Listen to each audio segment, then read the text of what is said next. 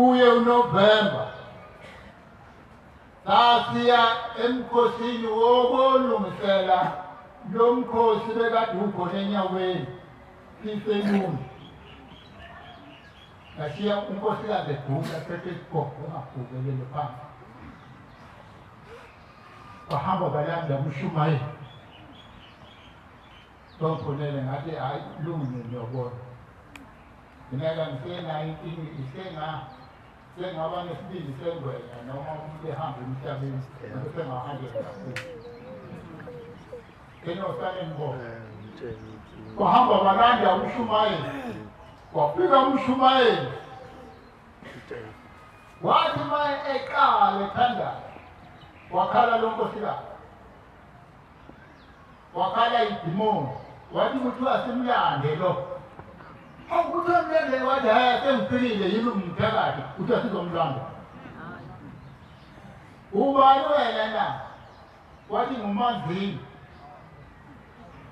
umanzini wena haya wale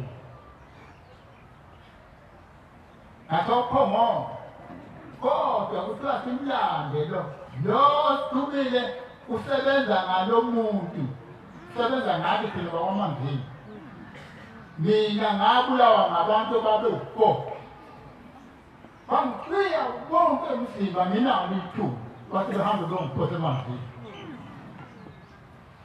ngisebenza ke ngalo muntu kodwa lo muntu ukhona la ekhaya komndeni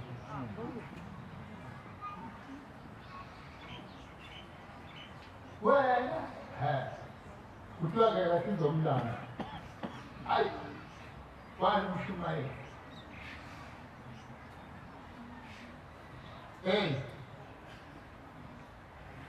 uNkulunkulu emkhulu bazalwane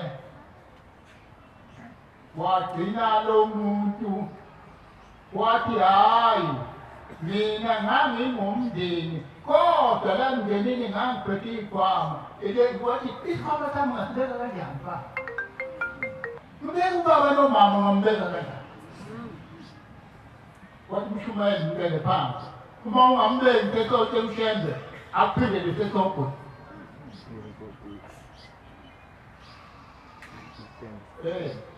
wathi kulungileke kunoba ngethogweni sengiyasilahla lesi sikhwama azingathandululi ikhwama abazalwane ilahlwe uma uthi asithandululi usho ukuthi asisebenze kakhulu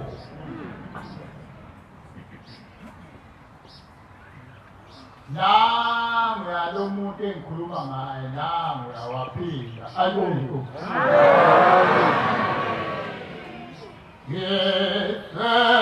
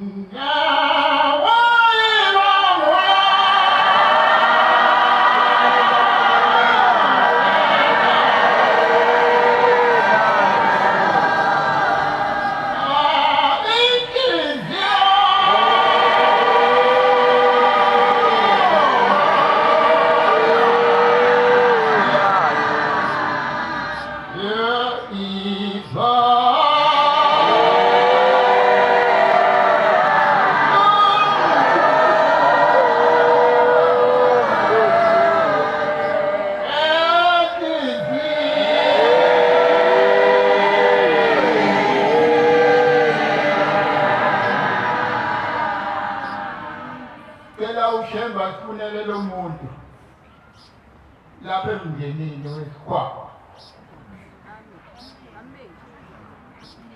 Ngiyacela ngemvubu ayibonke.